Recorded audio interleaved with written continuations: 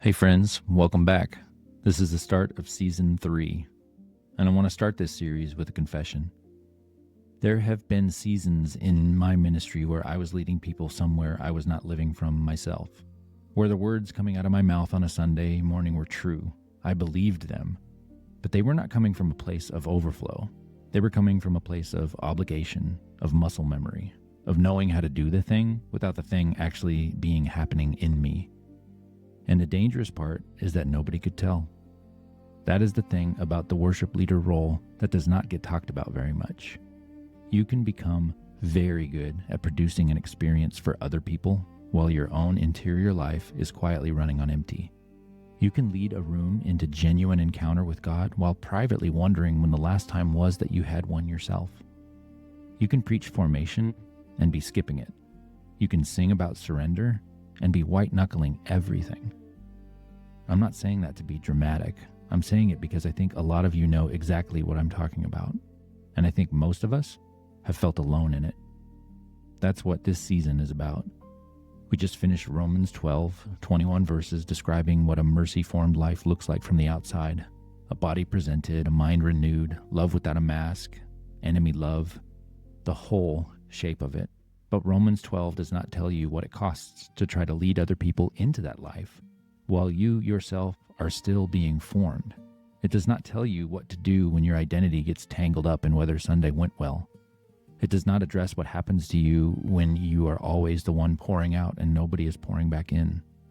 It does not name the slow drift that happens when the role starts replacing the relationship. That's what we're going to talk about here. This is not a series about craft. It's not about song selection or team culture or how to run a better rehearsal. There are good resources for all of that, and I'm glad they exist.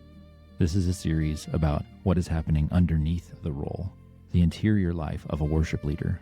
The stuff most of us are carrying alone because the nature of the position makes it hard to admit that you are struggling. Because you are supposed to be the one who has it together. Because the room is looking at you, and you have learned over time to give the room what it needs, regardless of what is true inside you. And I want to be careful here, because I'm not interested in a series that just makes everyone feel bad about themselves, or that turns into a long list of everything that is wrong with ministry. That is not useful, and it's not honest to the whole picture. Ministry is one of the great privileges of life. Getting to stand in a room full of people and point them toward Jesus week after week is something I would not trade. The relationships that form around a shared mission are some of the deepest I have ever known. There is a joy in this work that is real and that sustains you through a lot. But that joy has to come from somewhere. And if it is coming from the applause, from the metrics, from whether the room responded the way you hoped, from the approval of your pastor or your team or your congregation, it will eventually run out. That well cannot hold water long enough. So over the next several episodes, we're going to sit with some things that most worship leaders are living with but not naming. We're going to talk about the gap between the platform and the private life, about identity and what happens when it gets too attached to the role, about comparison and what it actually is doing to you over time, about leading when the well is dry, about the difference between burnout and drift and why it matters which one you're in, about the isolation that comes with this particular kind of calling, and about saying no as a spiritual discipline, and about what it looks like to actually be formed rather than just performing formation. Some of these episodes are going to be uncomfortable. I'm going to try to write from inside the struggle rather than from resolution because that's the only honest way to do it. I'm still in the middle of most of this myself. This is not a disclaimer, that's the point. Formation is not something you arrive at, it's something you keep returning to. So if you're a worship leader, a worship team member, a church creative, a producer, a pastor, anyone who serves in a role that asks you to give something of yourself week after week, this series is for you. Let me pray. Jesus, you know what it costs to serve. You know the gap between what we project and what we carry.